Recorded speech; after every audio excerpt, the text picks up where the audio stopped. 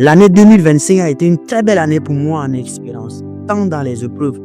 C'est pourquoi aujourd'hui j'ai mis à cœur de vous partager 3 conseils qui pourront vous aider à affronter l'année 2026 sans ces mêmes erreurs que moi. Parce que je crois que si moi je les avais commis, c'est peut-être que j'étais ignorant ou peut-être que personne n'a pris le courage de me l'expliquer. Actuellement, je me mets à t'expliquer. Alors comme tu connais, c'est Fabrice, abonne-toi pour ne rien rater ici. Conseil numéro 1, c'est de croire à ton rêve. Lorsque quelque chose te passionne, n'attends pas l'approbation des autres. Lève-toi et lance-toi. Parce que les gens à côté de toi vont te croire. Vont croire à ton rêve ou ne pas croire en ton rêve. Ces mêmes personnes diront, mais tu as quelle intelligence et quelle sagesse pour nous conseiller. Elles oublient que Jésus à l'âge de 12 ans était déjà dans une église, pour ne pas dire temple, et enseignait les docteurs de la loi en pleine sagesse. Apprends à fermer les portes de ton cœur et de tes oreilles pour que tu puisses être concentré sur ton rêve. Conseil numéro 2, c'est de croire en toi.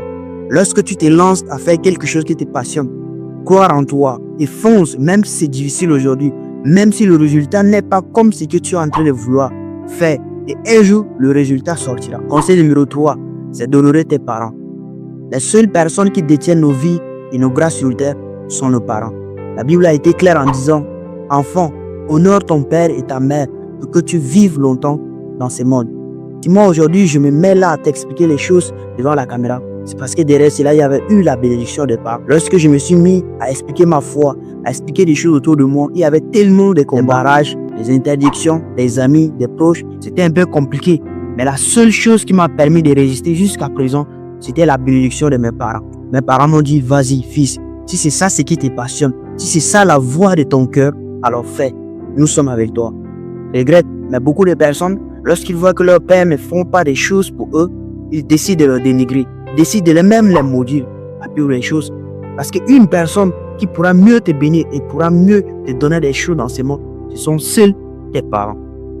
Un ami peut te bénir, mais sa bénédiction est limitée. Un proche peut aussi te bénir, mais sa bénédiction est limitée. Une personne inconnue peut te bénir, mais sa bénédiction est limitée.